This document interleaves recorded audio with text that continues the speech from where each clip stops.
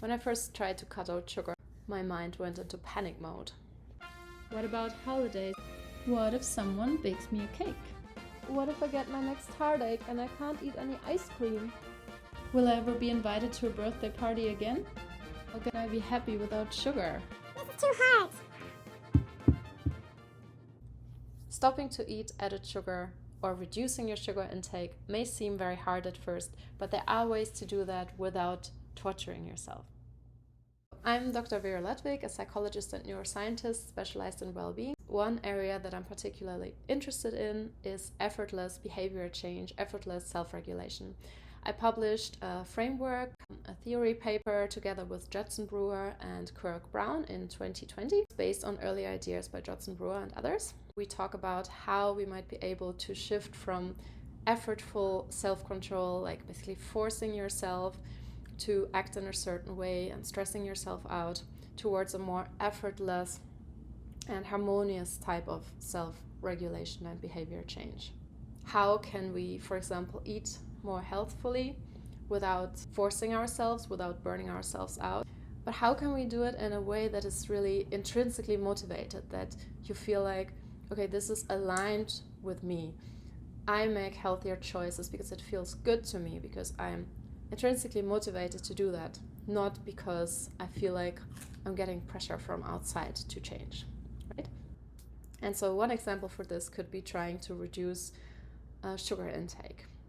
So in this video, I want to tell you a bit about my own experience with quitting sugar for 30 days, or quitting added sugar, I should say. I still ate fruit, drank milk, etc.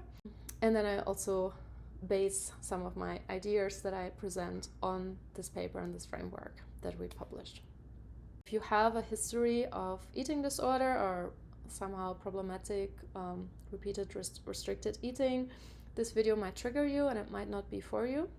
I don't want to say here that sugar is bad or certain, foods are bad.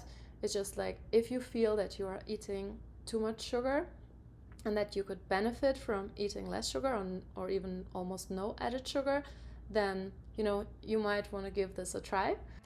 So what I'm suggesting here is that you cut out added sugar for about 30 days entirely.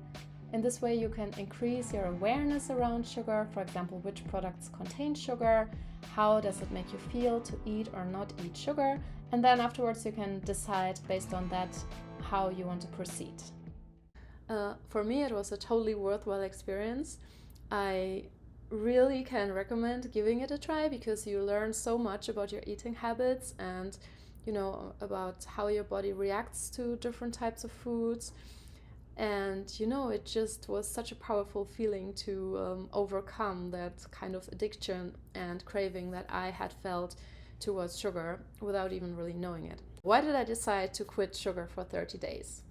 Well, it started with the fact that I was feeling kind of tired, like in general, just kind of fatigued all the time. And then someone pointed out to me that it can also be sugar, like excessive sugar intake, that causes these things. And then in general, I just read up on the effects of having too much sugar, and I just felt like maybe it's something I should really give a try. Eating too much sugar can lead to a range of problems like cardiovascular disease, inflammation, high blood pressure, diabetes, etc. So I never really had that much sugar, I thought, but when I really looked into it, I was like, yeah, it actually really adds up, especially here in the US, but I think in all countries, a lot of sugar or sweetener, etc. are being added to the products that you find on the shelves to increase the shelf life and to make them taste better and make people more likely to consume it again and again. It's in bread, it's in all kinds of flavored yogurts, it's sometimes in pasta, it's sometimes in cans. It's really worth to look at almost all your products because it is really hidden in lots and lots of products. The recommended intake for sugar is approximately, ideally, under 25 grams for added sugar. So that doesn't include vegetables, fruits, etc. It just includes any free sugars, so something like honey, fruit juice, syrup, and the table sugar.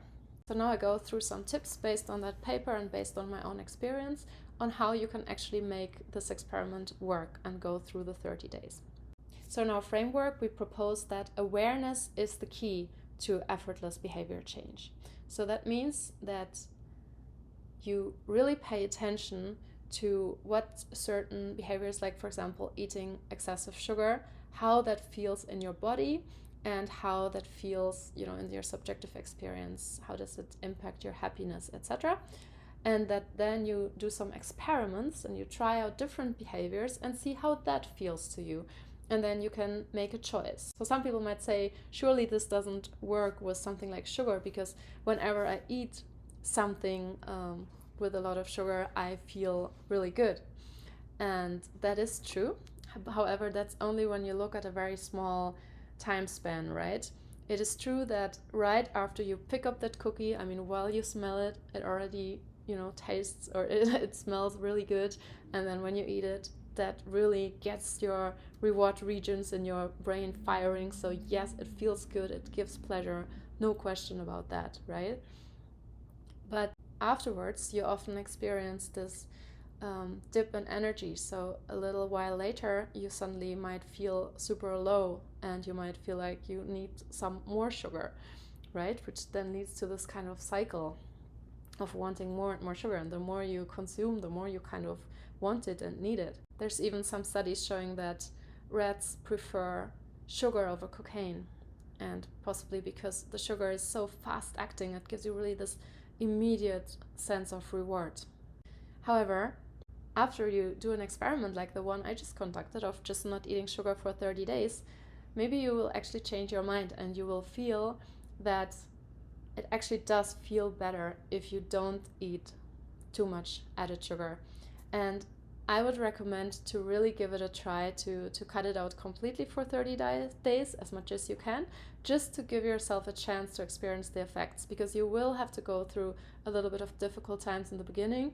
I found the first days like really, really hard, and then it got definitely easier over time. But I also had some days where I really felt pretty low. So you would have to do it for a while and then really get aware of how that feels for you. And then, you don't have to continue that forever, but then you have seen both options and you can make a choice. Am I happier in this type of lifestyle, or am I happier in this type of lifestyle, or can I find something in between? So what exactly did I do? I cut out all added sugars. So I checked all the labels of the products that I bought so that it didn't show any added sugar. And then I also looked at the ingredient lists, that there was nothing in there, and there's like a lot of synonyms for sugar, so you have to really look out for it. And you also want to check for added corn syrup and all these kind of things.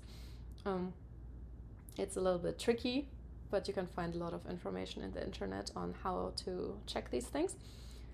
And then I also didn't have any honey, syrup, or fruit juice. I also decided not to use any alternative sweeteners or so, because I really wanted to retrain my system, my taste buds, to be okay with less of a sweet taste, except for the fruits. I did eat fruits, but I did try to limit my intake to maybe 2 or 3 portions a day and not to eat like a super, super sweet fruit. I actually figured out at the end of the 30 days that I hadn't quite managed not to eat any added sugar, because I realized that I had eaten sushi twice and I never knew that, but apparently there's also sugar in sushi. Unless you maybe order like sushi with brown rice, they put sugar, it's somehow in the cooking process. I will now share 4 tips on how to get through the 30 days based on our scientific framework, as well as my own personal experience. If you're already getting some value out of this video, please consider subscribing and hit the like button. And here we go with the 4 tips. Tip number 1, set yourself really achievable goals, micro goals. At first, I tried to quit the added sugar, and it just absolutely didn't work. For about a week, I kind of had set the intention like loosely that I didn't want to eat sugar anymore. So by sugar, I will now always refer to added sugar, but I might just say sugar to make it easier. But like it just wasn't possible. So at some point in the afternoon, I was like, no, I do want to eat some cookies now, and whatever, who cares? And like I got so frustrated with myself, and I felt so like, wow, like how is that possible that I just can't, stop doing it? And I think part of it was that I was really, I had this idea in my head that now I will never eat sugar again, and everything in me was revolting against that, because of course we have so many beautiful memories and experiences like stored in our brains about, things that we associate with sugar. I was not ready to commit to never eating sugar again. But then I set myself a much smaller goal. So I'm not going to commit to a lifetime of no added sugar, and I'm not going to commit even to 30 days yet. I'm just going to commit to half a day, because I couldn't even do a day in the beginning. Like, it was impossible. And so on one Sunday, after I had actually eaten some delicious brownies, homemade, I decided to just do it for half a day. I was like, surely I can make it until I go to sleep without eating anything like that. And I actually made it. Yay. Yeah, I was happy, I was proud. And then I committed to a whole day. I was like, surely I can, be okay for one day. So why not?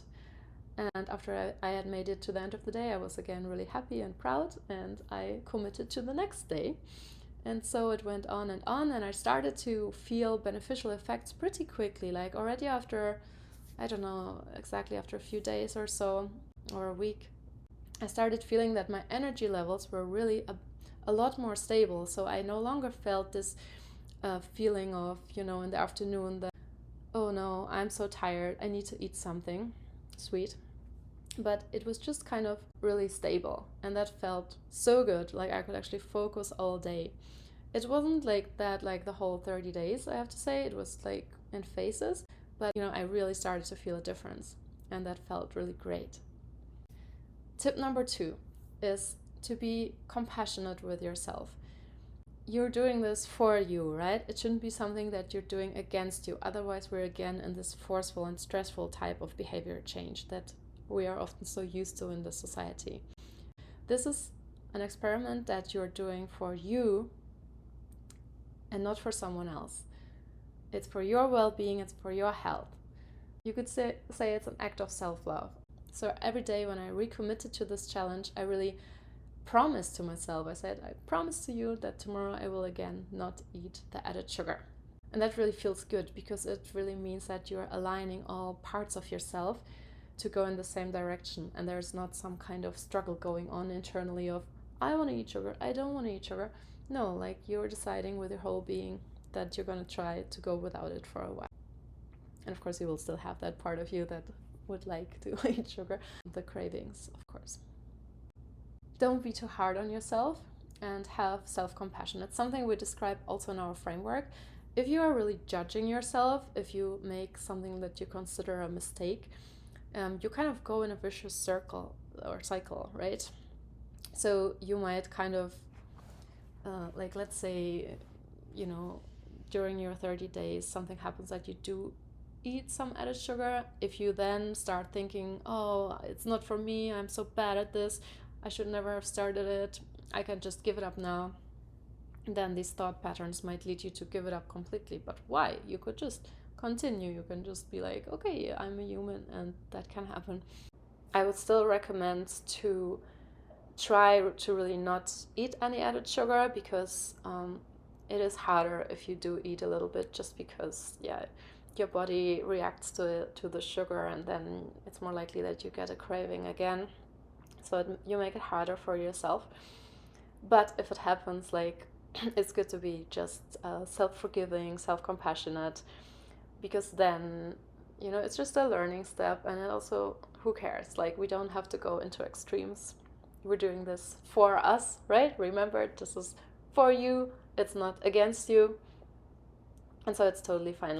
Tip number 3, you need some healthy alternatives so that you can replace your old sugar habit by something new, and something that is also rewarding and that also feels good. Make sure that you don't get hungry, so it means you really have to take care that you eat enough, that you eat good food. Put some protein in every meal. Eat, maybe if you like it, gigantic green salads. That, like, it really works for me. if I just put a bunch of this green spring mix or something and balsamico and oil. That kind of thing really fills you up. And then I decided to still eat fruit. Some fruit can also have a lot of sugar, but fruit still has fiber, has nutrients. After a while, even the fruit tastes so sweet. And you can do such cool things with fruit. Like you can make pancakes without sugar and just put a lot of banana or apples or blueberries in them. Berries are very good. They don't have that much sugar. And it just tastes amazing. And you don't even really need to put any syrup on it. Of course, you need to get used to all these new tastes. In the beginning, it does feel a little worse. But you really get used to it, and it tastes pretty good. And you kind of wonder why you ever put all that sugar or syrup on top of it. At least that was like that for me. I also heard about this amazing smoothie recipe. So you can basically make something like chocolate pudding without sugar or without added sugar. So I put some frozen zucchini, frozen avocado, almond milk. You can put some pumpkin seeds if you want, and then like a little bit of date, maybe fresh date, and then put it in your smoothie mixer. If you have a good smoothie mixer, it becomes like really nice. From the consistency becomes really nice. I will put the link to the recipe where I originally saw it, so you can look it up. Like, I so love it because it has such a nice consistency, and you can, I forgot the most important ingredient, put this chocolate cacao powder. You can buy organic cacao powder without any sugar. And actually, like, I put that on almost everything now, like in muesli in the morning, on the pancakes. You can also put cinnamon, which is also a little bit sweet, on your pancakes, etc., on your yogurt. And so, there's really a lot of tricks on how you can put some, nice taste in your like kind of sweet tasting food, even without using any added sugar. In the beginning, I still used a tracking app for my nutrients, etc. So I wanted to kind of check in, how much I was eating, also how much of the natural sugar I was eating. I was just curious because I just wanted to make sure that I didn't go completely overboard with the fruits, etc. So I kind of checked that out. I think I would recommend it because it really taught me a lot about eating in that time and about what is good to eat as an alternative. You can just do that for like a month so that you get a feeling of what you maybe want to eat a bit more of or less of, so you get everything that you need for your body. So I did that, and I think that helped me probably also to have such positive effects, because I actually really took care that I got some good food in my body instead of the sugar. Tip number 4, identify your triggers. So this is something that was really amazing for me, because while I was doing this experiment, I was really getting aware of all the things that typically triggered me to eating sugar. For example, whenever I get emotional or stressed, I tend to have this immediate reaction of wanting to eat something sweet. And then you can actually only really get through these moments if you have some other methods of how you can deal with the emotional trigger or the emotions. So I think if you don't yet have any methods or techniques that help you like soothe yourself and relax yourself in times of stress or emotions, then it will be very hard to not go and have that sugar, or there's other things that people do, or have alcohol or something else. But there are some methods that you can learn, like muscle relaxation, havening, which is a sort of self-touch. So when you get upset, like, it seems a little silly, but it's actually super effective, that you just kind of soothe yourself and kind of give yourself some love. Touching yourself.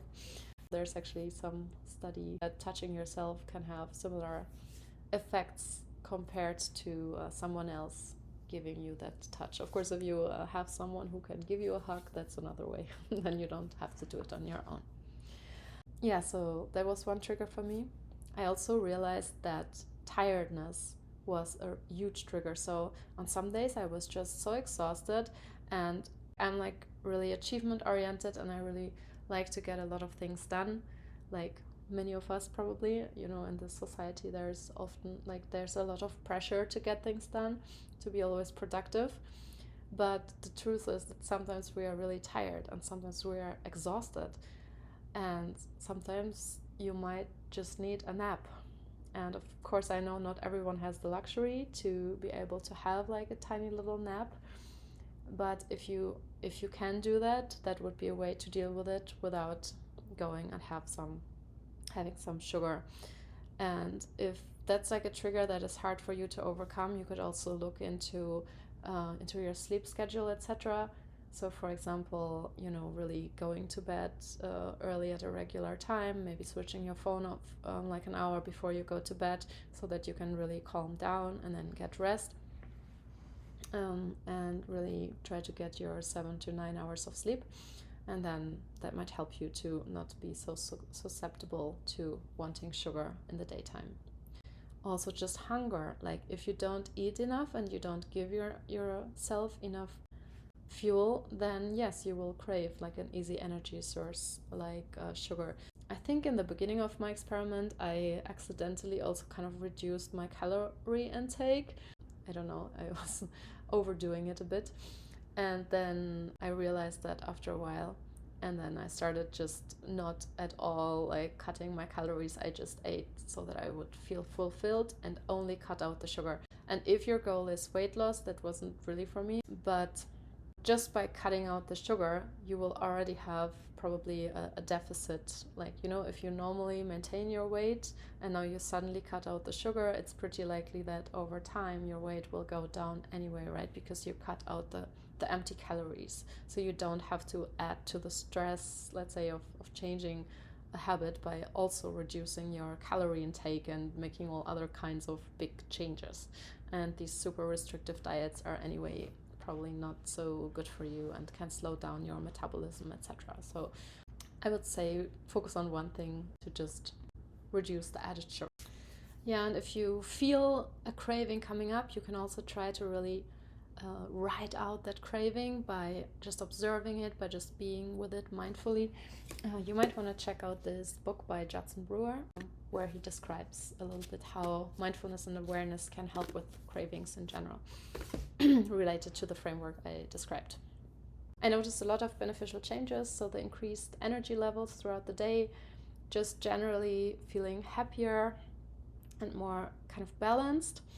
And then I felt that my skin was definitely improving. I did lose a bit of weight too, not much, like a kilo or 1.5, but that was not really my goal, and there might have been other reasons. So these were my tips for making a change to reducing your sugar intake, or maybe even stopping to eat sugar altogether, at least for a while, based on the framework I mentioned and my own experience.